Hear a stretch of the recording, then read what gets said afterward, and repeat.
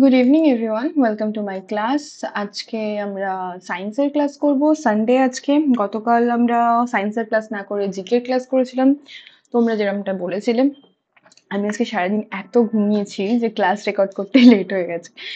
So আজকে তাই 8টার পরিবর্তে 9টায় ক্লাস যাচ্ছে। ফার্স্ট কোয়েশ্চেন কি আছে? Question number 1, which of the following is the longest cell in our body? Longest cell জিজ্ঞেস করেছে, নিচের কোনটি আমাদের দেহের দীর্ঘতম কোষ? Nerve cell, ovum, blood cell নাকি ফ্যাট সেল? সঠিক উত্তর হচ্ছে অপশন এ, নার্ভ সেল। এবং ওভাম হচ্ছে সব থেকে লার্জেস্ট সেল। ঠিক আছে, এটা হচ্ছে দীর্ঘতম, এটা হচ্ছে বৃহত্তম। লার্জেস্ট, বৃহত্তম কোষ মানব দেহের। ওকে, আচ্ছা, এখানে তোমরা কিছু লার্জেস্টের নাম বলো। লার্জেস্ট বোন, লার্জেস্ট মাসল, লার্জেস্ট গ্ল্যান্ড,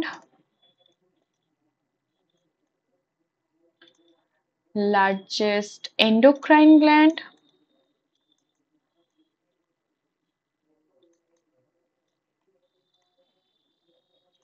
উত্তর দিতে থাকো তোমরা। largest nerve, largest vein,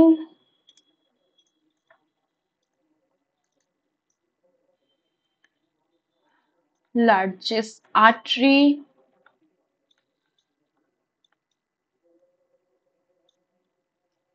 কত দূরে দূরে লেখা আছে।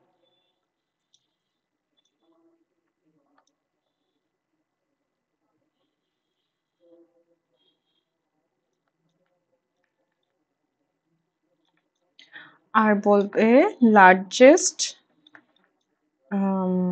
ফাইলাম। ওকে, এক এক করে উত্তরগুলো দেখে নি। লার্জেস্ট বোন হচ্ছে ফিমার,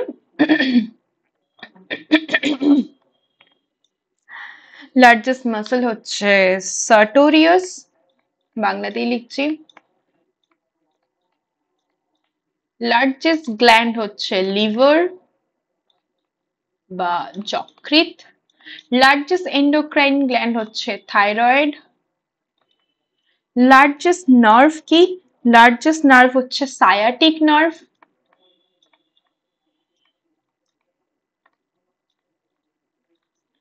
লার্জেস্ট ভেন হচ্ছে তোমার লার্জেস্ট ভেন, তো এটা inferior vena CAVA. Inferior vena CAVA, এটার ইংলিশটা আমি এদিকে লিখছি। নিম্ন, এই বাংলাটা সরি, নিম্ন মহাশিরা। লার্জেস্ট আর্টারি হচ্ছে অ্যাবডোমিনাল অ্যাওর্টা। Abdominal aorta. আর লার্জেস্ট ফাইলাম হচ্ছে আর্থ্রোপোডা বা সন্ধিপদী। সন্ধিপদীর মধ্যেও যদি শ্রেণী বলে তাহলে পতঙ্গ শ্রেণী। ঠিক আছে, ওকে। আর লার্জেস্ট সেল, এটা তো তোমরা সবাই জানো। লার্জেস্ট সেল হচ্ছে উট পাখির ডিম।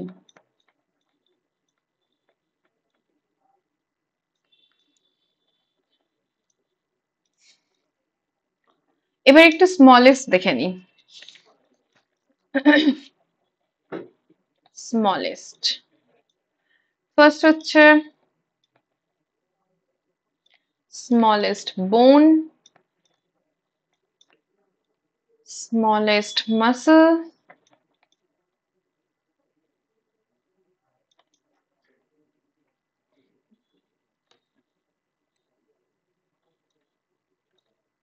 smallest gland,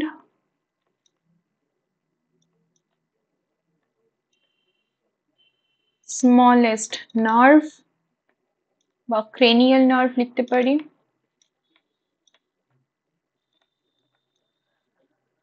আর হচ্ছে smallest phylum,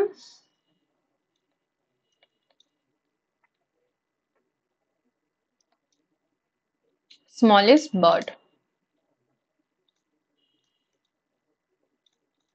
চলো ঝটপট উত্তর দাও। স্মলেস্ট বোন হচ্ছে স্টেপিস, স্মলেস্ট মাসল হচ্ছে স্টেপিডিয়াস, সরি, স্টেপিস, আর এটা হচ্ছে স্টেপিডিয়াস। স্মলেস্ট গ্ল্যান্ড হচ্ছে পিনিয়াল গ্ল্যান্ড। কোথায় অবস্থিত তোমরা বলবে। স্মলেস্ট ক্রেনিয়াল নার্ভ হচ্ছে অ্যাবডিউসেন্স।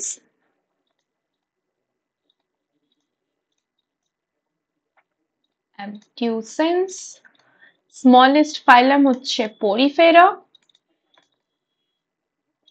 এন্ড স্মলেস্ট বার্ড হচ্ছে হামিং বার্ড।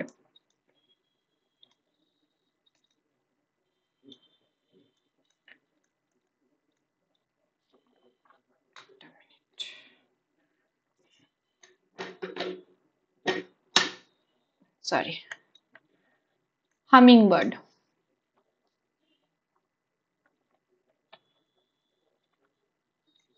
হাতটা না রাখার জায়গা পাচ্ছিলাম না, চেয়ারটা অনেক উঁচু হয়েছিল হ্যান্ডেলটা।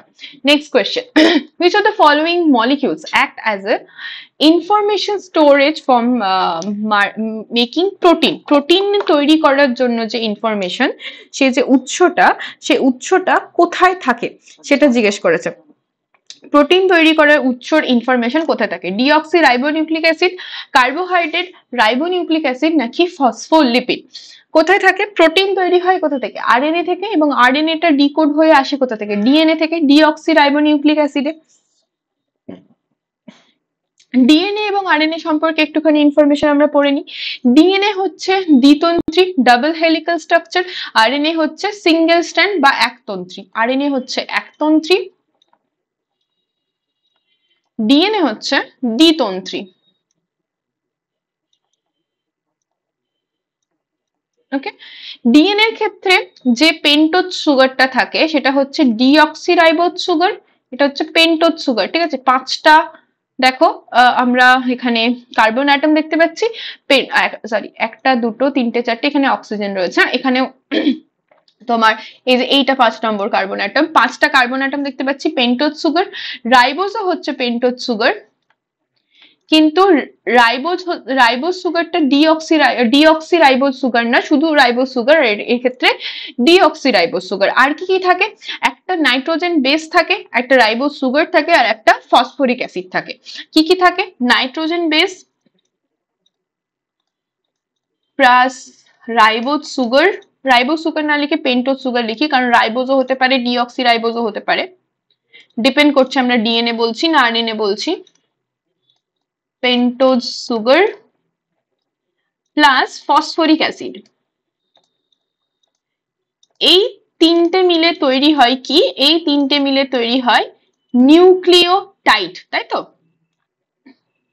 নিউক্লিওটাইড তৈরি হয়। এই নিউক্লিওটাইড হচ্ছে unit of nucleic acid. Nucleic অ্যাসিডের ইউনিট হচ্ছে নিউক্লিওটাইড। এই যে নাইট্রোজেন বেস, এটা দুটো টাইপের হতে পারে, একটা হচ্ছে পিউরিন বেস, একটা হচ্ছে পিউরিন বেস, আর একটা হচ্ছে পিরিমিডিন বেস। একটা হচ্ছে পিউরিন বেস আর একটা হচ্ছে পিরিমিডিন বেস। এই যে গুয়ানিন এবং অ্যাডেনিন রয়েছে, এই দুটো হচ্ছে পিউরিন বেস, আর এই সাইটোসিন থাইমিন এই দুটো হচ্ছে পিরিমিডিন বেস, এবং সাইটোসিন আর ইউরাসিল এই দুটো কিন্তু পিরিমিডিন বেস। থাইমিন ডিএনএ এর মধ্যে থাকে, আরএনএ এর মধ্যে থাকে না। ইউরাসিল আরএনএ এর মধ্যে থাকে, ডিএনএ এর মধ্যে থাকে না। আর সাইটোসিন, গুয়ানিন এবং অ্যাডেনিন এটা দুটোর মধ্যেই কমন থাকে। খেয়াল রাখবে, অ্যাডেনিনের সাথে থাইমিনের অথবা ইউরাসিলের ডাবল বন্ড থাকে, এবং গুয়ানিনের সাথে সাইটোসিনের ট্রিপল বন্ড থাকে।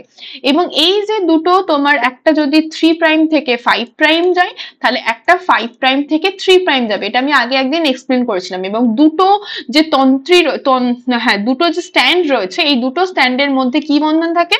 হাইড্রোজেন বন্ডিং থাকে। খেয়াল থাকবে। আচ্ছা, ডিএনএ থেকে আরএনএ তৈরি হওয়ার পদ্ধতিটাকে বলা হয় ট্রান্সক্রিপশন, আর ডিএনএ থেকে ডিএনএ তৈরি হওয়ার পদ্ধতিকে বলা হয় রেপ্লিকেশন, আর আরএনএ থেকে প্রোটিন তৈরি হওয়ার পদ্ধতিটাকে বলা হয় ট্রান্সলেশন। আরএনএ কে আমরা দুটো ভাগে ভাগ করতে পারি, একটা হচ্ছে জেনেটিক আরএনএ, যাদের ক্ষেত্রে জেনেটিক মেটেরিয়ালটাই হচ্ছে আরএনএ, আর একটা হচ্ছে non genetic RNA. Non genetic RNA, okay. Non genetic RNA কে আবার ফার্দার ক্লাসিফাই করতে পারি টিআরএনএ, এমআরএনএ, আর হচ্ছে আরআরএনএ। টিআরএনএ এর কাজ কি? টিআরএনএ এর কাজ হচ্ছে যে সাইটোপ্লাজমের অ্যামাইনো অ্যাসিড পুল রয়েছে, সেই অ্যামাইনো অ্যাসিড পুল থেকে নির্দিষ্ট অ্যামাইনো অ্যাসিড খুঁজে নিয়ে আসা। টি এর ফুল ফর্ম হচ্ছে ট্রান্সফার্স আরএনএ, যে ট্রান্সফরমেশনে হেল্প করছে, ঠিক আছে। সঠিক অ্যামাইনো অ্যাসিড খুঁজে নিয়ে আসা কাজ হচ্ছে tRNA. MRNA, mRNA actually mRNA কে বলা হয় মেসেঞ্জার আরএনএ। যেই এই এমআরএনএ এর উপরেই অ্যাকচুয়ালি কোড গুলো থাকে, যেই কোডটা ট্রান্সলেট হয়ে প্রোটিন তৈরি করে। এই এমআরএনএ এর সাথে রাইবোজোমের যে সাব ইউনিট গুলো আছে, রাইবোজোমের সাব ইউনিট গুলো যুক্ত হয়ে এরকম পুতির হাড়ের মতো দেখতে একটা স্ট্রাকচার তৈরি করে, এটা হচ্ছে রাইবোজোম। এই পার্টটা হচ্ছে রাইবোজোম। একটা পুতির হাড়ের মতো দেখতে একটা স্ট্রাকচার তৈরি করে, যেটাকে বলা হয় পলিজোম। কি বলে? পলিজোম। এবং আরআরএনএ হচ্ছে রাইবোজোমাল আরএনএ, ওকে। আর রাইবোজোমকে তো প্রোটিন ফ্যাক্টরি বলে, এটা তো তোমরা সবাই জানো।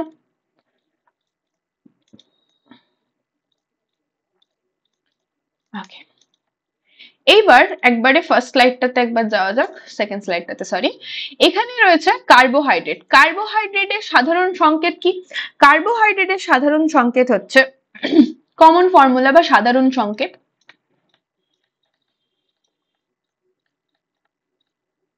কে বলতে পারবে? সিম্পল, CN H2O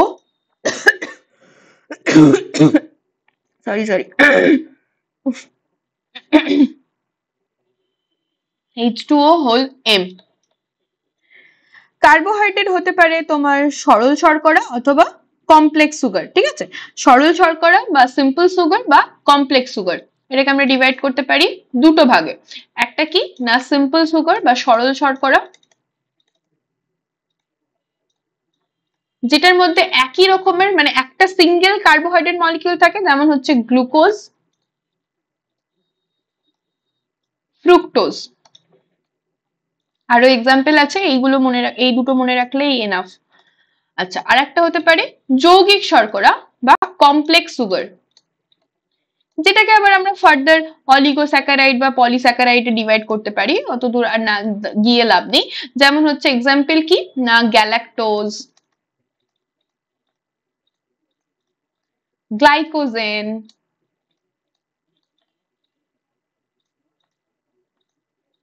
আচ্ছা, এটা হচ্ছে স্ট্রাকচারের বেসিসে। আর একটা দুটো ভাগে ভাগ করতে পারি, সেটা হচ্ছে যে যে ফাংশনাল গ্রুপটা রয়েছে সেই ফাংশনাল গ্রুপের বেসিসে। ফাংশনাল গ্রুপ কাকে বলে এটা আমি তোমাদেরকে বলেছিলাম, একটা হতে পারে অ্যালডিহাইড গ্রুপ আছে, একটা হতে পারে কিটোন গ্রুপ আছে। যদি অ্যালডিহাইড গ্রুপ থাকে সেটাকে বলা হয় অ্যালডোজ সুগার, এক্সাম্পল হচ্ছে গ্লুকোজ। আর যদি কিটোন থাকে তাহলে সেটাকে বলা হয় কিটোজ সুগার, এক্সাম্পল হচ্ছে ফ্রুক্টোজ। ক্লিয়ার? ওকে, নেক্সট কোয়েশ্চেন নাম্বার 3 তে যাওয়া যাক। The following substance are stored in the vacuoles of the plant cell except, নিচের পদার্থগুলি উদ্ভিদ কোষের শূন্যস্থানে সঞ্চিত থাকে না। কোনটা উদ্ভিদ কোষের শূন্যস্থানে সঞ্চিত থাকে না জিজ্ঞেস করেছে। সুগার, প্রোটিন, অ্যামাইনো অ্যাসিড নাকি মিনারেলস, কোনটা হচ্ছে উদ্ভিদ কোষের ভ্যাকুয়ালস এর মধ্যে সঞ্চিত থাকে না? অপশন এ হচ্ছে সঠিক উত্তর, কারণ সুগার সঞ্চিত থাকে আরো মানে সুগার বা কার্বোহাইড্রেট সেটা আরো কমপ্লেক্স কার্বোহাইড্রেট তৈরি করে এবং স্টার্চ হিসেবে সঞ্চিত থাকে। স্টার্চ হিসেবে সঞ্চিত থাকে বিভিন্ন কোষে, যেমন ধরো লিউকোপ্লাস্টে সঞ্চিত থাকে, বিভিন্ন মানে ফলে সঞ্চিত থাকে, অনেক সময় তোমার কাণ্ডে সঞ্চিত থাকে, এইরকম অনেক স্পেশালাইজড টিস্যুর মধ্যে সঞ্চিত থাকে, সেটা কিন্তু ভ্যাকুয়াসের মধ্যে সঞ্চিত থাকে না। এখানে প্রোটিন, অ্যামাইনো অ্যাসিড, মিনারেলস রয়েছে। অ্যামাইনো অ্যাসিড হচ্ছে প্রোটিনের স্ট্রাকচারাল ইউনিট, এবং অ্যামাইনো অ্যাসিডের মধ্যে কি থাকে? অ্যামাইনো অ্যাসিডের মধ্যে থাকে একটা নাইট্রোজেন গ্রুপ থাকে একদিকে, ধরো এটা একটা অ্যামাইনো অ্যাসিডের স্ট্রাকচার যদি আমরা এরকম লিখি, একটা কার্বন, একটা হাইড্রোজেন, এইদিকে হচ্ছে একটা NH2 গ্রুপ, আর এইদিকে হচ্ছে একটা COOH গ্রুপ, আর এখানে একটা R গ্রুপ রয়েছে। এই Rটাকে ভেরিয়েশন করে করে আমরা বিভিন্ন অ্যামাইনো অ্যাসিড তৈরি করতে পারি। এইবার খেয়াল করো, এটা হচ্ছে আমার অ্যামিন গ্রুপ, আর এইটা হচ্ছে কার্বক্সিলিক গ্রুপ, তাই তো? এই যে অ্যামিন গ্রুপ আর কার্বক্সিলিক গ্রুপ রয়েছে, এই অ্যামাইনো অ্যাসিডটা কি করে, যখন এটা আয়োনাইজড হয়ে গিয়ে এইরকম একটা আয়ন তৈরি করে NH3+, আর এদিকে COO-, আর এখানে যেমন R আছে R, এইটাকে বলা হয় জুইটার আয়ন ফরমেশন। জুইটার আয়ন ফরমেশন কেন জুইটার আয়ন বলা হয়? কারণ এখানে একটা মলিকিউলের মধ্যে একদিকে আমরা পজিটিভ চার্জ দেখতে পাচ্ছি, একদিকে আমরা নেগেটিভ চার্জ দেখতে পাচ্ছি, এইটাকে বলা হয় জুইটার আয়ন ফরমেশন। দুটো অ্যামাইনো অ্যাসিড, ঠিক আছে, দুটো অ্যামাইনো অ্যাসিড একে অপরের সাথে কি বন্ধন দ্বারা যুক্ত থাকে? অ্যামাইনো অ্যাসিডটা বলে দিই, এখানে একটা স্লাইড নিয়ে নেওয়া আমার উচিত। Minute, insert new slide, blank slide, তাই তো? দুটো অ্যামাইনো অ্যাসিড, ধরো এখানে একটা অ্যামাইনো অ্যাসিড রয়েছে, এখানে N, এদিকে H, এদিকে H, এখানে কার্বন রয়েছে, এখানে ওপরে একটা তোমার R গ্রুপ আছে কিছু একটা, এখানে হাইড্রোজেন রয়েছে, আর এদিকে কার্বন কার্বক্সিলিক গ্রুপটা রয়েছে OH। এদিকেও একটা তুমি বানাও, নাইট্রোজেন, হাইড্রোজেন, হাইড্রোজেন, কার্বন, আর COOH, আর এখানে হচ্ছে হাইড্রোজেন। এখানে যেটা হয়, দুটো অ্যামাইনো অ্যাসিডের মধ্যে পেপটাইড বন্ধন তৈরি হয়। এই যে H আর OH টা রয়েছে, এই H আর OH টা বেরিয়ে যায়, এবং এইখানের মধ্যে একটা বন্ধন তৈরি হয়, যেই বন্ধনটাকে আমরা বলছি তোমার পেপটাইড বন্ধন। কিরকম হয়? C+1 ওটা রয়েছে, এখানের এই হাইড্রোজেনটা চলে গেছে, তাহলে এইটার সাথে এইটার একটা বন্ধন তৈরি হবে, তার মানে এই কার্বনের সাথে নাইট্রোজেনের বন্ধন তৈরি হচ্ছে, এর একটা হাইড্রোজেন রয়েছে, এদিকে কার্বন রয়েছে, এদিকে ROOH যা আছে আছে, এখানে একটা হাইড্রোজেন রয়েছে, এখানে NH2, এখানে R, এখানে H। এই যে বন্ধনটা তৈরি হলো, আমরা যেটা দেখতে পাচ্ছি, এই বন্ধনটাকে বলা হচ্ছে পেপটাইড বন্ধন। খেয়াল রাখবে, কোয়েশ্চেন আসে। ওকে, আচ্ছা, অ্যামাইনো অ্যাসিড, অ্যামাইনো অ্যাসিডের ফাংশন প্রথমত তো প্রোটিন তৈরি করে, এছাড়া আর কি কি তৈরি করে? বিভিন্ন ভিটামিন বা হরমোন উৎপাদনের যে প্রোভিটামিন ফর্মটা রয়েছে, প্রো হরমোন, প্রো উৎসেচকের ক্ষেত্রে অনেক সময় আমরা দেখবো যে প্রস্থেটিক গ্রুপ হিসেবে কাজ করছে ভিটামিন, সেরকম ভাবে অ্যামাইনো অ্যাসিড থেকেও কিছু ভিটামিন সংশ্লেষিত হয় বা কিছু হরমোনও সংশ্লেষিত হয়। যেমন ট্রিপ্টোফ্যান নামক অ্যামাইনো অ্যাসিড থেকে নিকোটিনামাইড এবং উদ্ভিদ হরমোন ইন্ডোল অ্যাসিটিক অ্যাসিড সঞ্চিত মানে সংশ্লেষিত হয়। কি বললাম? ট্রিপ্টোফ্যান, ট্রিপ্টোফ্যান যে অ্যামাইনো অ্যাসিড রয়েছে, সেটা থেকে ভিটামিন B3 এবং উদ্ভিদ হরমোন ইন্ডোল অ্যাসিটিক অ্যাসিড, এই দুটো, এটা হচ্ছে হরমোন অক্সিন, অক্সিন হরমোন, এটা তো ভিটামিন, এইগুলো সংশ্লেষিত হতে পারে। আর কি হতে পারে? অ্যামাইনো অ্যাসিড টাইরোসিন যে অ্যামাইনো অ্যাসিড, সেই টাইরোসিন অ্যামাইনো অ্যাসিড থেকে মেলানিন প্রোডাকশন হয়। টাইরোসিন অ্যামাইনো অ্যাসিড থেকে মেলানিন সংশ্লেষিত হয়। মেলানিন হচ্ছে যে আমাদের বডির যে রঞ্জক পদার্থ সেটা। এছাড়া আমরা অ্যামাইনো অ্যাসিডকে দুটো ভাগে ভাগ করতে পারি। একটা হচ্ছে এসেন্সিয়াল অ্যামাইনো অ্যাসিড, যেগুলো আমাদের বডিতে প্রডিউস হয়, হয় না, আমাদের ডায়েটের মাধ্যমে নিতে হয়, সেটাকে বলা হচ্ছে এসেন্সিয়াল অ্যামাইনো অ্যাসিড। আর নন এসেন্সিয়াল অ্যামাইনো অ্যাসিড কোনগুলো? যেগুলো আমাদের বডিতে সংশ্লেষিত হতে পারে। ঠিক আছে, এসেন্সিয়াল অ্যামাইনো অ্যাসিড এবং নন এসেন্সিয়াল অ্যামাইনো অ্যাসিড টোটাল, তোমরা বলবে যে টোটাল কতগুলো অ্যামাইনো অ্যাসিড রয়েছে? টোটাল অ্যামাইনো অ্যাসিডের সংখ্যা কত? এসেন্সিয়াল অ্যামাইনো অ্যাসিডের সংখ্যা কত? এটা তোমাদের জন্য কমেন্ট করে জানাবে। অ্যামাইনো অ্যাসিডের সংখ্যা কত, আর হচ্ছে নন এসেন্সিয়াল অ্যামাইনো অ্যাসিডের সংখ্যা কত?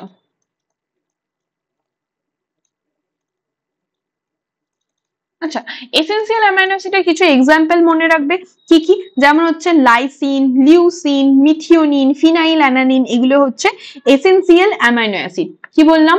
লাইসিন, লিউসিন, ফিনাইল অ্যালানিন,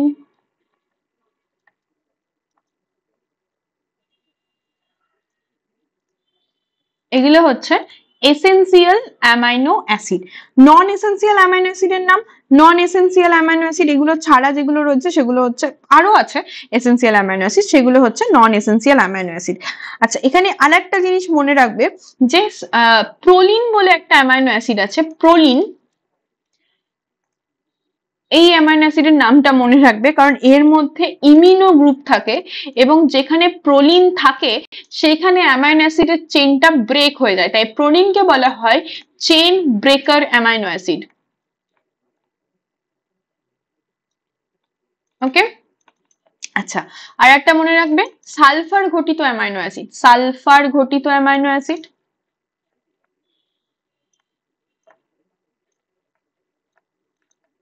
নাম কি? Cysteine, S for sulphur, S for cysteine. Next question, question number 4, which of the following organism reproduce by budding? নিচের কোন জীবটি অঙ্কুরোদ্গমের মাধ্যমে প্রজনন করে? আর্টওয়ার্ম, হাইড্রা, ফ্রগ নাকি ককরোচ? বার্ডিং দেখা যায়, বার্ডিং কার কার ক্ষেত্রে দেখা যায়? অপশন বি সঠিক উত্তর, হাইড্রার ক্ষেত্রে দেখা যায়। বার্ডিং বিষয়টা কি? দেখো, এটা হচ্ছে একটা হাইড্রা, তার একটা মানে বার্ড মানে একটা তোমার নিউলি ডিভাইড করছে এমন একটা ক্লাস্টার অফ সেল যেটা থেকে হয় ফুল তৈরি হয় নয় কাণ্ড তৈরি হয়, সেই রকম ভাবে আমরা হাইড্রা বা তোমার ইস্টের ক্ষেত্রে বার্ডিং দেখতে পাই। এই এদের ক্ষেত্রে দেখতে পাই একটা বার্ড তৈরি হচ্ছে এবং সেই বার্ডটা ডেভেলপড হয়ে একটা মানে টোটাল ইন্ডিভিজুয়াল তৈরি হচ্ছে, এটা হচ্ছে বার্ডিং প্রসেস। এছাড়া কোথায় দেখতে পাই? ইস্টে দেখতে পাই, প্রপার বার্ডিং দেখতে পাই ইস্টের ক্ষেত্রে। এবং ইস্টের ক্ষেত্রে একটা স্টেজ আসে যেখানে এরকম ভাবে লম্বা অনেক চেন তৈরি হয়, যেই দশাটাকে বলা হয় টরুলা দশা। টরুলা দশা, টরুলা ফেজ বা টরুলা দশা। কোয়েশ্চেন দেয় যে টরুলা ফেজ কোথায় দেখা যায়? এটা হচ্ছে ইস্টের মধ্যে দেখতে পাবো আমরা। নেক্সট যদি দেখো question, the ability of fully differentiated organism to give rise to a new individual from there body part is known. একটি সম্পূর্ণ পৃথক জীবের তাদের শরীরের অংশ থেকে যদি নতুন জীব, এটা জীব হবে, নতুন জীবের জন্ম হয় তাহলে সেই ক্ষমতাকে কি বলা হয়? ফ্র্যাগমেন্টেশন, ফিশন, বার্ডিং নাকি রিজেনারেশন? সঠিক উত্তর হচ্ছে অপশন ডি, রিজেনারেশন। রিজেনারেশন কিরকম হয়? ধরো একটা জীব রয়েছে, সেটাকে মাঝখান থেকে তুমি কেটে দিলে, মাঝখান থেকে কেটে দিলে ওই দুটো পার্ট থেকে কিন্তু আলাদা আলাদা ইন্ডিভিজুয়াল তৈরি হবে, এটা হচ্ছে প্ল্যানেরিয়া। প্ল্যানেরিয়ার ক্ষেত্রে আমরা দেখতে পাই রিজেনারেশন। রিজেনারেশন টিকটিকির ল্যাজেও দেখতে পাই আমরা, যেটাকে পার্শিয়াল রিজেনারেশন বলা হয়। টিকটিকির ল্যাজটা কেটে দিলে সেটা কিন্তু পরে আবার ল্যাজটা গজিয়ে যায়, সেটা কিন্তু পার্শিয়াল রিজেনারেশন, সেটা সম্পূর্ণ রিজেনারেশন নয়। এই নয় যে ল্যাজটা থেকে গোটা টিকটিকি তৈরি হয়ে যাবে। এছাড়া আমরা দেখতে পাই এটা হচ্ছে হাইড্রা, হাইড্রাতেও রিজেনারেশন দেখতে পাই, যেখানে হাইড্রার পার্ট থেকে আর দুটো আলাদা আলাদা ইন্ডিভিজুয়াল হাইড্রা কিন্তু তৈরি হতে পারে। আচ্ছা, এখানে আমরা যেটা পড়বো সেটা হচ্ছে তোমার ফিশন পড়বো। ফিশন এখানে ছিল না? ফিশন, এই যে ফিশন, ফিশনটা অ্যাকচুয়ালি তোমার অ্যামাইটোসিস যে সেল ডিভিশন আছে সেই রকম, অ্যাজ ইট ইজ ফিশনটা ওই রকমই হয়। সরি, এখানে ধরো একটা সেল রয়েছে, এই সেলটা এর মধ্যে কিছু জেনেটিক মেটেরিয়াল আছে এবং এটা প্রোক্যারিওটিক সেলেতেই আমরা দেখতে পাবো, প্রোক্যারিওটসদের মধ্যেই আমরা দেখতে পাবো। এবং এখানে আরো অর্গানিজমস আছে, ছেড়ে দাও।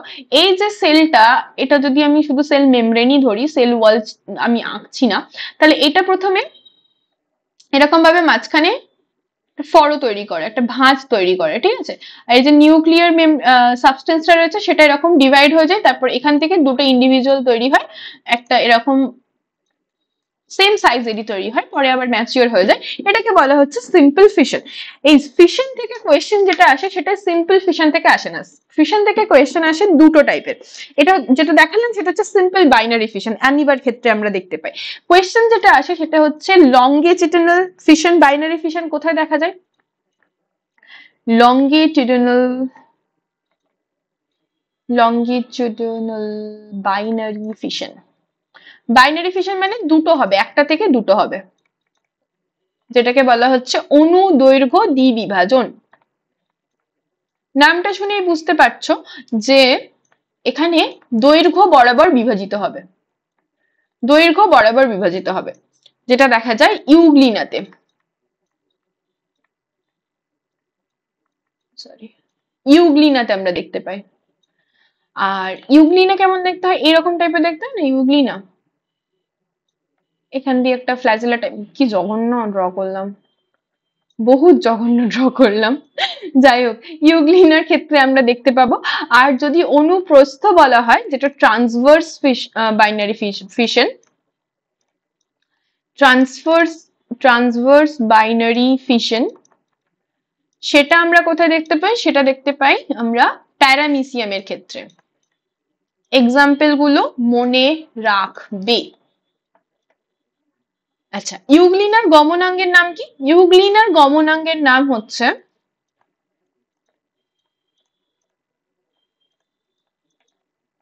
কি নাম? ফ্ল্যাজেলা। লম্বা মতো থাকে, ওটাকে বলা হয় ফ্ল্যাজেলা। আর প্যারামিসিয়ামের গমনাঙ্গের নাম হচ্ছে সিলিয়া। ওকে, প্যারামিসিয়ামটা আঁকতে পারবো আই হোপ। এরম টাইপের দেখতে হয়। এটা মাঝখান দিয়ে এইখান দিয়ে অনুদৈর্ঘ্য অনুপ্রস্থ বিভাজন হয়, এর সাইড এরকম প্রচুর সিলিয়া দেখতে পাওয়া যায়, সেটা দিয়ে গমন করে প্যারামিসিয়াম। ওকে, আচ্ছা, এরপর multiple fission. Multiple fission, multiple fission দুটো জায়গায় মনে রাখবে। একটা হচ্ছে অ্যামিবাতে দেখতে পাওয়া যায়, অ্যামিবাতে তো দেখতে পাওয়া যায়, কিন্তু মাল্টিপল ফিশনটা হয় কি রকম? মাল্টিপল ফিশনের ক্ষেত্রে ধরো একটা সেল রয়েছে, এর মধ্যে একটা নিউক্লিয়াস রয়েছে।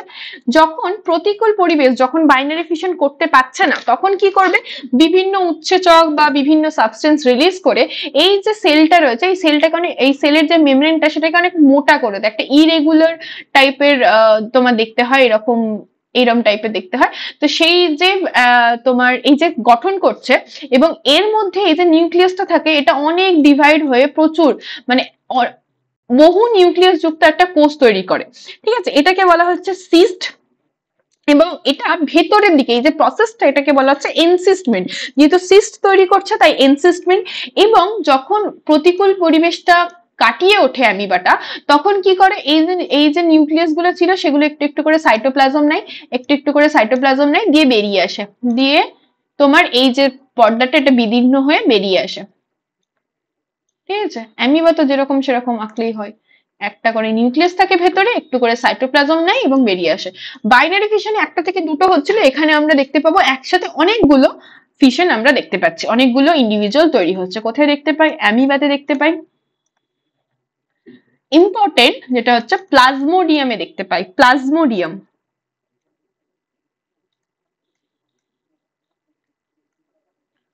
প্লাজমোডিয়ামের যে সাই জয়েন্ট দশা থাকে, সেই সাই জয়েন্ট দশাতে দেখতে পাই। Okay, clear? Next question, question number 6 বায়োলজির কোয়েশ্চেন হয়ে গেছে, এবার কেমিস্ট্রি ফিজিক্স এর কোয়েশ্চেন দেখবো। মানে ফিজিক্যাল সায়েন্সের। Which of the following metals are mixed with iron to get stainless steel? Stainless steel তৈরি করার জন্য নিচের কোন ধাতুটি লোহার সাথে মেশানো হয়? Nickel and tin, nickel and zinc, nickel and copper, নাকি নিকেল অ্যান্ড ক্রোমিয়াম? সঠিক উত্তর হচ্ছে option D, nickel and chromium মেশানো হয়। এছাড়া কিন্তু কার্বনও মেশানো হয়। ঠিক আছে, কার্বনও যদি ওর সাথে অপশনে থাকতো তাহলে হতো।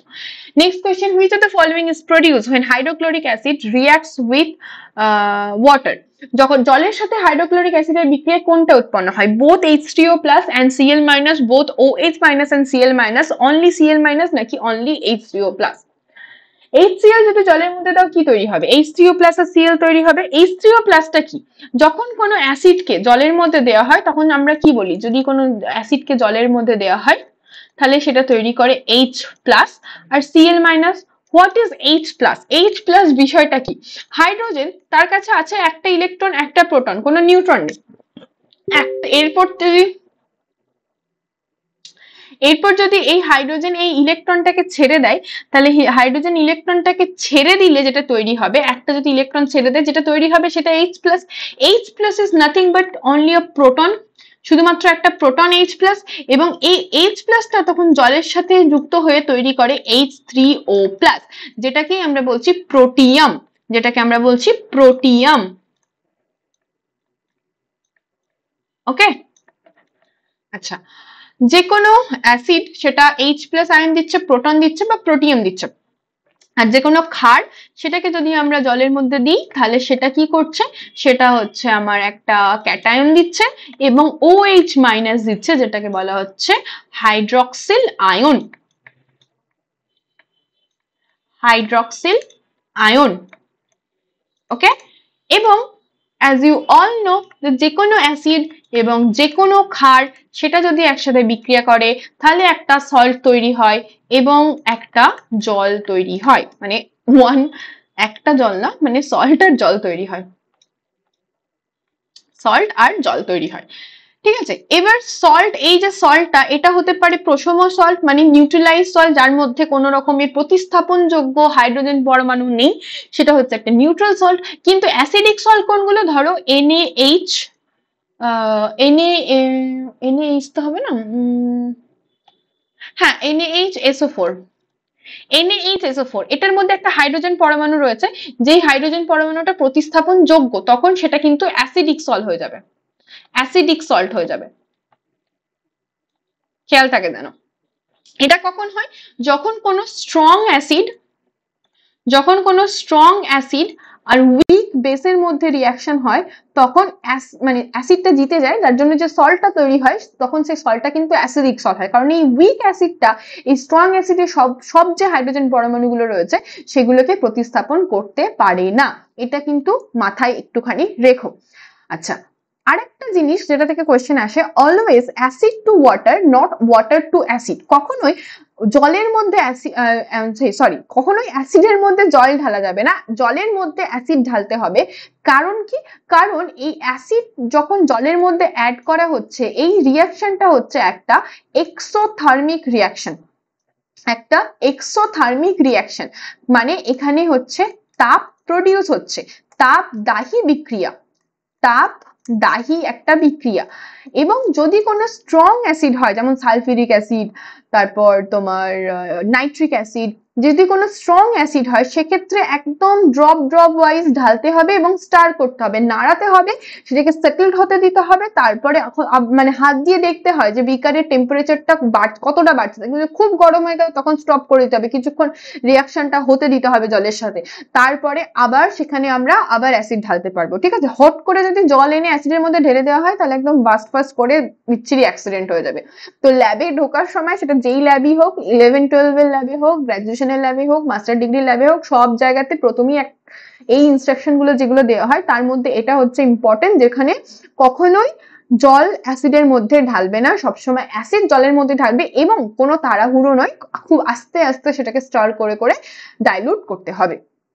Next question, question number 8. Carbon in all its allotropic form burn is in oxygen to give. Carbon তার সমস্ত allotropic আকারে অক্সিজেনে পুড়ে দেয় carbon monoxide, carbon dioxide, carbonic acid নাকি মিথেন। যদি তুমি ডায়মন্ডকেও পোড়াও তাহলেও যেটা তৈরি হবে, কয়লাকে পোড়ালেও সেটা তৈরি হবে, গ্রাফাইটকে পোড়ালেও তাই তৈরি হবে। সেটা কি, সেটা হচ্ছে কার্বন ডাইঅক্সাইড তৈরি হবে। অক্সিজেনের সাথে যে কার্বনের অক্সাইডস গুলো রয়েছে তার মধ্যে কার্বন ডাইঅক্সাইড সব থেকে মোস্ট অ্যাবান্ডেন্ট এবং সেটাই তৈরি হয় সব থেকে বেশি। তবে কার্বন মনোক্সাইড কিন্তু কার্বন ডাইঅক্সাইডের থেকেও বেশি পলিউটেড, মানে পলিউশন ঘটায়। আচ্ছা, আরেকটা জিনিস বলবে যে পারঅক্সাইডের ক্ষেত্রে, পারঅক্সাইডের ক্ষেত্রে অক্সিজেনের জারণ স্তর কত থাকে?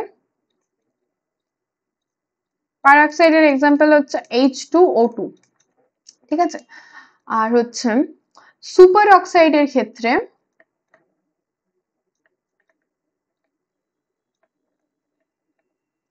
অক্সিজেনের জারণ স্তর কত থাকে? সুপার অক্সাইডের এক্সাম্পল হচ্ছে KO2। পারঅক্সাইডের ক্ষেত্রে অক্সিজেনের জারণ স্তর থাকে -1 আর সুপার অক্সাইডের ক্ষেত্রে থাকে -1/2। এটা যেন খেয়াল থাকে। Next question, question number 9. Which of the following option represent metal that do not reacts with cold water? নিচের কোন বিকল্প এমন ধাতুর প্রতিনিধিত্ব করে যা ঠান্ডা জলের সাথে বিক্রিয়া করে না? Sodium, calcium, zinc, sodium, iron, potassium, sodium, calcium and potassium, aluminium, iron, zinc. দেখো এখানে যে পটাশিয়াম রয়েছে যেখানে সেখানটা কেটে দাও, সোডিয়ামও হচ্ছে খুব রিঅ্যাক্টিভ, কেটে দাও, তাহলে অপশন ডি পড়ে রইলো অ্যালুমিনিয়াম, আয়রন এবং জিঙ্ক। কোন কোন metals reaction of metals with water, cold ওয়াটারের সাথে কি কি রিঅ্যাক্ট করে? কোল্ড ওয়াটারের সাথে রিঅ্যাক্ট করে sodium, potassium, calcium less violently. Sodium এবং পটাশিয়াম ভায়োলেন্টলি রিঅ্যাক্ট করে এবং প্রডিউস মেটাল হাইড্রোক্সাইড এবং হাইড্রোজেন গ্যাস। হট ওয়াটারে কি রিঅ্যাক্ট করে? ক্যালসিয়াম রিঅ্যাক্ট করে, produce metal hydroxide hydrogen gas. স্টিমের সাথে রিঅ্যাক্ট করে অ্যালুমিনিয়াম এবং আয়রন, এবং do not react lead, copper, silver, gold, এগুলো জলের সাথে কোনো রকম কোনো রিঅ্যাকশন করে না। দেখো কপার, সিলভার, গোল্ড এগুলো তো তোমরা দেখতেই পাও যে জলের সাথে কোনো রিঅ্যাকশন করে না। অক্সিজেনের সাথে রিঅ্যাকশন করে, সিলভার অক্সিজেনের সাথে রিঅ্যাকশন করে, দিয়ে সিলভার অক্সাইড ফর্ম করে, যার জন্য রূপোর গয়না কিছুদিন পর সেটা কালো টাইপের হয়ে যায়। গোল্ডও রিঅ্যাকশন করে, কিন্তু গোল্ডের রিঅ্যাকশনের রেট খুব কম। মানে গোল্ড হচ্ছে এমন একটা মেটাল যে এতটাই স্টেবল যে রিঅ্যাকশন করতে চায় না। শুধুমাত্র গোল্ডের প্রাইসটাই স্টেবল হচ্ছে না, জানি না কোথায় গিয়ে ঠেকবে। তো বাকি গোল্ডের বাকি সব প্রপার্টি খুব ভালো। প্রাইস ছাড়া গোল্ডের প্রপার্টি মানে গোল্ডের যে ডাক্টিলিটি, গোল্ডকে কত বড় ফাইন তারের মধ্যে কনভার্ট করা যায়, সেই ডাক্টিলিটি প্রপার্টি গোল্ডের সব থেকে বেশি। গোল্ডের যে তোমার ম্যালেবিলিটি, নমনীয়তা, সেটাও খুব ভালো। গোল্ডের কন্ডাক্টিভিটিও ভালো। গোল্ড অ্যাজ এ লাস্টার মানে যে উজ্জ্বলতা রয়েছে সেটাও ভালো। সব ভালো গোল্ডের, শুধু প্রাইস ভালো না, এফোর্টলেস হয়ে যাচ্ছে। মানে কি বলবো আর। যাই হোক, এসব দুঃখের কথা বাদ দাও। আমার নয়, আমার থেকে বেশি দুঃখ আমার মায়ের, বিকজ আমার এখনো পর্যন্ত মানে জানি না পরে কি হবে, বাট এখনো পর্যন্ত স্টিল অতটাও বেশি অ্যাটাচমেন্ট বা অতটাও বেশি ডিজায়ার তৈরি হয়নি, হয়তো বয়সটা কম বলে। কিন্তু তবুও যাই হোক, মা সারাক্ষণ গানের কাছে বলতে থাকে। Next question, question number 10. Which of the following statement is correct about the continuous movement of particle of matter? পদার্থের কণার ক্রমাগত গতিবিধি সম্পর্কে নিচের কোন বিবৃতিটা সঠিক? If we decrease the temperature, kinetic energy of the particle increase. তাপমাত্রা কমালে কণার গতিশক্তি বৃদ্ধি পাবে। Change in temperature has no effect on the kinetic energy of the particle. তাপমাত্রা যদি পরিবর্তন করা হয় তাহলে কণার শক্তির মধ্যে কোনো রকম কোনো প্রভাব ফেলবে না। And if we increase the temperature, kinetic energy of the particle decrease. তাপমাত্রা যদি বৃদ্ধি করি তাহলে কণার গতিশক্তি হ্রাস পাবে। If we increase the temperature, kinetic energy of the particle increase. তাপমাত্রা যদি বৃদ্ধি করি তাহলে কণার গতিশক্তি বৃদ্ধি পাবে। সঠিক উত্তর কি হবে? কাইনেটিক এনার্জি আর তাপমাত্রার সাথে কি সম্পর্ক? দেখো কোয়েশ্চেন ভুলে যাও, অপশন ভুলে যাও, একটা বেসিক জিনিস দেখো। কাইনেটিক এনার্জি কিসের এনার্জি? যে এনার্জিটা কোনো মুভমেন্টের জন্য যে এনার্জিটা লাগছে, তাই তো? যখন কোনো একটা পার্টিকেল মুভ করছে তখন যে এনার্জিটা সে ধারণ করছে বা এনার্জিটা খরচা করছে, সেটাই হচ্ছে কাইনেটিক এনার্জি। ধরো তুমি বসে আছো একটা কোনো জায়গায় এবং হঠাৎ করে তোমার সিটের নিচে একটা গ্যাস লাইটার জ্বালিয়ে দেওয়া হলো বা একটা কিছু উনুন জ্বালিয়ে দেওয়া হলো। তুমি একটা চেয়ারের উপর বসে আছো, চেয়ারের নিচে একটা উনুন জ্বালিয়ে দেওয়া হলো, তাহলে কি হবে? চেয়ারের টেম্পারেচারটা বেড়ে যাবে। আর চেয়ারের টেম্পারেচার যদি বেড়ে যায় তাহলে তুমি ছিটকে ওখান থেকে চলে যাবে। তো অবভিয়াসলি কি হচ্ছে? তোমার কাইনেটিক এনার্জি ইনক্রিজ করছে। তো টেম্পারেচার যদি দেওয়া হয় কোনো একটা বিষয়কে, কোনো একটা জিনিসকে, সেটার মধ্যে আমরা দেখতে পাবো যে তার মুভমেন্টটা ইনক্রিজ করে। সো কাইনেটিক এনার্জি যদি ইনক্রিজ করা হয় তাহলে টেম্পারেচার যদি ইনক্রিজ করা হয় তাহলে পার্টিকেলের কাইনেটিক এনার্জি ইনক্রিজ করবে। ক্লিয়ার? আচ্ছা, সব থেকে বেশি কাইনেটিক এনার্জি কোন স্টেটে থাকে? সব থেকে বেশি কাইনেটিক এনার্জি থাকে হচ্ছে গ্যাসিয়াস স্টেটে, তারপরে হচ্ছে লিকুইড স্টেটে, তারপরে হচ্ছে সলিড স্টেটে। ওকে, which of the following is a saturated carbon compound? নিচের কোনটি একটি সম্পৃক্ত কার্বন যৌগ? অ্যালকেন, অ্যালকাইন, অ্যালকিন নাকি ইথিলিন? সম্পৃক্ত কার্বন যৌগ। সম্পৃক্ত কার্বন যৌগ মানে কার্বন কার্বন সিঙ্গেল বন্ড আছে, কার্বন কার্বন সিঙ্গেল বন্ড আছে। সঠিক উত্তর হচ্ছে অ্যালকিন। দেখো এই কোয়েশ্চেনটা হচ্ছে খুব সহজ কোয়েশ্চেন, খুব ইজি কোয়েশ্চেন, কিন্তু যে এই বিষয়টাই পড়েনি যে অ্যালকেন, অ্যালকিন, অ্যালকাইন কি, তার কাছে এটা মানে ভীষণ ডিফিকাল্ট কোয়েশ্চেন। সে হয় তুক্কা মারবে আর নইলে অ্যান্সার করতে পারবে না। তাই একটুখানি দেখে নেওয়া যাক। স্যাচুরেটেড আর আনস্যাচুরেটেড হাইড্রোকার্বন কাকে বলছি? হাইড্রোকার্বন হচ্ছে সেই সমস্ত মলিকিউলস যেগুলো কার্বন এবং হাইড্রোজেন দিয়ে তৈরি, মানে তাদের ব্যাকবোনে শুধুমাত্র কার্বন আছে আর হাইড্রোজেন আছে, সেগুলোকে আমরা বলছি হাইড্রোকার্বন। এবার হাইড্রোকার্বনকে আমরা বিভিন্ন গ্রুপ দিয়ে রিপ্লেস করতে পারি, সেটা আলাদা বিষয়, কিন্তু হাইড্রোকার্বনের যে ব্যাকবোনটা তৈরি হচ্ছে সেটা কার্বন এবং হাইড্রোজেন দিয়ে তৈরি হচ্ছে, সেটা হতে পারে saturated hydrocarbon.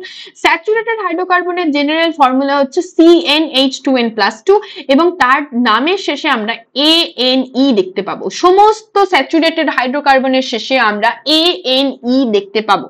Science is simple, মানে এক্সেপশন যদি বাদ দাও বাকি সায়েন্স সিম্পল, সমস্ত কিছু রুলে ফেলে দাও, রুলের মধ্যেই যাবে, এক্সেপশন বাদে। And chemistry is all about exception. So butane হচ্ছে এর এক্সাম্পল। আনস্যাচুরেটেড হাইড্রোকার্বনের মধ্যে পড়ছে অ্যালকিনস এবং অ্যালকাইনস।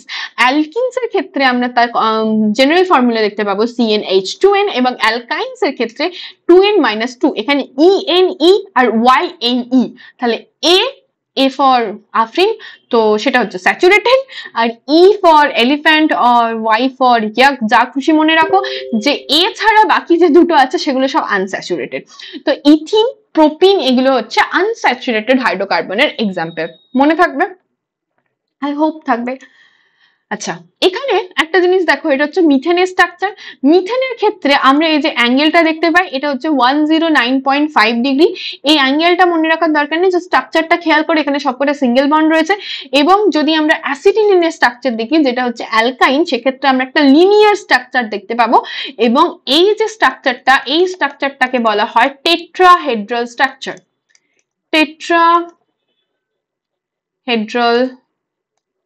স্ট্রাকচার। Next question. আচ্ছা, নেক্সট কোয়েশ্চেন আগে ফাংশনাল গ্রুপ। ফাংশনাল গ্রুপের এক্সাম্পল দেওয়া আছে এখানে, জাস্ট একটুখানি দেখে নেবে। ফাংশনাল গ্রুপ কাকে বলে, কি কাজ, এটা আমরা অলরেডি পড়েছি। অ্যালকেন, অ্যালকিন, অ্যালকাইন, অ্যালকোহল, অ্যালকোহলের শেষে OL থাকবে, ইস্টারের শেষে YL থাকবে এবং ওয়েট থাকবে, কার্বক্সিলিক অ্যাসিডের শেষে ওইক অ্যাসিড থাকবে, কিটোনের শেষে ওন থাকবে, ইথারের শেষে অক্সি বা এন থাকবে, অ্যাসিড অ্যানহাইড্রাইডের শেষে ওইক অ্যানহাইড্রাইড থাকবে, অ্যালডিহাইডের শেষে অ্যাল থাকবে, সালফোনিক অ্যাসিড, থাইল গ্রুপের মধ্যে সালফার থাকবে, ঠিক আছে, থাইল গ্রুপের মধ্যে সালফার থাকবে, অ্যামাইড, অ্যামিন হচ্ছে NH2 গ্রুপ, যেটা সেটাই হচ্ছে অ্যামিন, যেটা আমরা তোমার অ্যামাইনো অ্যাসিডের মধ্যে পড়লাম। Which of the following is a characteristic of permanent tissue? Permanent tissue characteristic কোনটা? Cell divide rapidly, inorganic inclusion are absent, intercellular space are present, vacuoles are absent. I am sorry যে এটা বাংলা করা হয়নি, কেন জানি না, মিস হয়ে গেছে। তো পার্মানেন্ট টিস্যু তো সেল র্যাপিডলি ডিভাইড করে না, ডিভাইডই করে না পার্মানেন্ট টিস্যুতে, যারা ডিভাইড করে সেটাকে বলা হয় ভাজক কলা। তো এখানে সঠিক উত্তর হচ্ছে অপশন সি, ইন্টারসেলুলার স্পেস আর প্রেজেন্ট, অ্যাবসেন্ট নয়, প্রেজেন্ট থাকে। পার্মানেন্ট টিস্যুর এক্সাম্পল কি, আমরা যে তোমার জাইলেম ফ্লেম পড়ি সেগুলো হচ্ছে permanent tissue. Out of the following metals, choose the odd one out of the basis of their places in the periodic table. নিম্নলিখিত ধাতুগুলির মধ্যে পর্যায় সারণীর মধ্যে তাদের অবস্থানের ভিত্তিতে বেজোড় জোড়াটি বেছে নিন। Lithium, sodium, potassium, magnesium. Lithium, sodium, potassium, magnesium সবকটাই মেটাল, যেহেতু শেষে আম আছে তাই মেটাল, কিন্তু লিথিয়াম, সোডিয়াম, পটাশিয়াম এই তিনটে হচ্ছে গ্রুপ 1 এ রয়েছে, ঠিক আছে, এই তিনটে হচ্ছে গ্রুপ 1 এ রয়েছে, কিন্তু ম্যাগনেসিয়াম রয়েছে গ্রুপ 2 তে, তাই সঠিক উত্তর হচ্ছে option D. Which soft metal in group 1 of the periodic table transits within a few seconds of exposure to the air? পর্যায় সারণী গ্রুপ 1 এর কোন নরম ধাতুটি বাতাসের সংস্পর্শে আসার কয়েক সেকেন্ডের মধ্যে ম্লান হয়ে যায়? বেরিয়াম, সোডিয়াম, স্ট্রনসিয়াম নাকি ফ্রান্সিয়াম? প্রথম কথা, এখানে একটা বড় হিন্ট দিয়েছি, গ্রুপ 1। গ্রুপ 1 এ বেরিয়াম থাকে? গ্রুপ 1 এ বেরিয়াম থাকে না, এটা গ্রুপ 2 তে রয়েছে। সোডিয়াম গ্রুপ 1 এ রয়েছে, তো দ্যাট ক্যান বি অ্যান্সার। এবং ফ্রান্সিয়ামও গ্রুপ 1 এ রয়েছে, কিন্তু ফ্রান্সিয়াম হচ্ছে তেজস্ক্রিয়, রেডিও অ্যাক্টিভ এলিমেন্ট। এবং স্ট্রনসিয়াম কোথায় আছে? স্ট্রনসিয়াম আছে তোমার সেকেন্ড গ্রুপে, সেকেন্ড গ্রুপে বেরিয়াম, ম্যাগনেসিয়াম, ক্যালসিয়াম, হ্যাঁ স্ট্রনসিয়াম হচ্ছে সেকেন্ড গ্রুপে। তাহলে অপশন কোনটা সঠিক উত্তর? অপশন বি হচ্ছে সঠিক উত্তর, ঠিক আছে। নেক্সট কোয়েশ্চেন, কোয়েশ্চেন নাম্বার, আচ্ছা এটা করব, কোয়েশ্চেন নাম্বার 15 থেকে এখানেই, তারপর আগেরটাতে যাচ্ছি। Transition element are the element of that are found in group 3 to 12 of the modern periodic table that constitute the পর্যায় সারণীর 3 নম্বর থেকে 12 নম্বর গ্রুপের মধ্যে যে মৌলগুলি পাওয়া যায় সেগুলোকে বলা হয় ট্রানজিশন মৌল, যা গঠন করে S block, D block, F block নাকি পি ব্লক। ট্রানজিশন এলিমেন্ট কোথায় রয়েছে? ট্রানজিশন এলিমেন্ট রয়েছে ডি ব্লক এলিমেন্টে। এস ব্লক এলিমেন্টকে বলা হয় প্রতিনিধিত্ব মৌল, এফ ব্লক এলিমেন্টকে বলা হয় ইনার ট্রানজিশন মৌল, ঠিক আছে? আর ডি ব্লককে বলা হয় ট্রানজিশন এলিমেন্ট। তোমরা বলবে পি ব্লক এলিমেন্টদেরকে কি এলিমেন্ট বলা হয়? যেটা আমরা আগের স্লাইডটাতে বাদ দিয়ে আসলাম সেটা হচ্ছে যে সমস্ত মেটাল আয়ন্স রয়েছে, সেই মেটাল আয়ন্স গুলো যখন ফ্লেমে ধরা হয় তখন সেগুলো ক্যারেক্টারিস্টিক কিছু কালার শো করে। সেই কালার গুলো একটুখানি মনে রাখতে হবে, সব মনে না রাখলেও কিছু কিছু মনে রাখতে হবে। যেমন হচ্ছে স্ট্রনসিয়াম মনে রাখতে হবে, এটা হচ্ছে brick red colour, brick red. আচ্ছা, বেরিয়াম মনে রাখতে হবে, এটা হচ্ছে অ্যাপেল গ্রিন। কপার হচ্ছে bluish colour, green bluish colour. আর হচ্ছে তোমার এখানে পটাশিয়াম মনে রাখবে ভায়োলেট কালার, ক্যালসিয়াম অরেঞ্জ টাইপের কালার ছেড়ে দাও, লিথিয়াম রেড কালার। আর হচ্ছে তোমার এখানে এইটা ছেড়ে দাও, এই লাইন পর্যন্ত খেয়াল রাখবে, ঠিক আছে? এবং এই কালারটা কেন শো করে? যখন এটাকে হিট করা হয় এদের যে লাস্ট সেলের যে ইলেকট্রনটা আছে সেই লাস্ট সেলের ইলেকট্রনটা হিটটাকে অ্যাবজর্ব করে ট্রানজিশন করে নেক্সট সেলে, ঠিক আছে? তখন সেক্ষেত্রে আমরা লাইট দেখতে পাবো। অথবা যদি অ্যাবজর্পশন এমিশন হয় তাহলে সেক্ষেত্রে আমরা কি দেখতে পাবো? এক্ষেত্রে অ্যাবজর্পশনের ক্ষেত্রে আমরা লাইট দেখতে পাবো না, এখানে একটা মানে ব্ল্যাক কালার দেখতে পাবো যেহেতু অ্যাবজর্ব হচ্ছে। কিন্তু এমিশনের সময় কি হবে? লাইট এমিট করবে যদি সে ওপরের সেল থেকে নিচের সেলে জাম্প করে, তাহলে যেহেতু এই সেলের এনার্জিটা বেশি, এটা যদি E1 হয়, এটা যদি E2 হয়, দেন E1 is greater than E2 because এটা নিউক্লিয়াস থেকে দূরে অবস্থান করছে। তাই এখান থেকে যখন এখানে আসবে তখন কিছু এনার্জি রেডিয়েট করবে, সেটাই আমরা এই ক্যারেক্টারিস্টিক কালার হিসেবে দেখতে পাই। এখানে কি লেখা আছে দেখো, when heated the electron in the metal ion given energy and that can jump into the higher energy level. যখন হিট করা হয় তখন সেটা জাম্প করতে পারে। Because of this energetically unstable and the carbon tend to fall back down to where they were before. যখন এটা প্রথমে অ্যাবজর্ব করবে, অ্যাবজর্ব করার পরে যখন উপরে চলে যাবে তারপরে সেটা আবার জাম্প করে নিচের সেলে আসবে। যখন সে আবার নিচের সেলে আসবে তখন যে এনার্জিটা অ্যাবজর্ব করেছিল সেই এনার্জিটা আবার রেডিয়েট করবে এবং আমরা একটা ক্যারেক্টারিস্টিক কালার দেখতে পাবো। ওকে, এটা হচ্ছে পিরিয়ডিক টেবিল। আমরা এই যে পার্টটা 3 থেকে 12 এই পার্টটাতে আমরা দেখতে পাচ্ছি ডি ব্লক এলিমেন্ট এবং এখানে রয়েছে আমাদের এফ ব্লক এলিমেন্ট। এই যে পার্টটা, এই পার্টটা হচ্ছে এফ ব্লক এলিমেন্ট। পর্যায় সারণীর একদম শেষের যে পর্যায়টা রয়েছে, সেভেন্থ যে পর্যায়টা রয়েছে, সেখানে সমস্ত মেটালস বা সমস্ত যে এলিমেন্ট রয়েছে সেগুলো সবই কিন্তু রেডিও অ্যাক্টিভ এলিমেন্ট।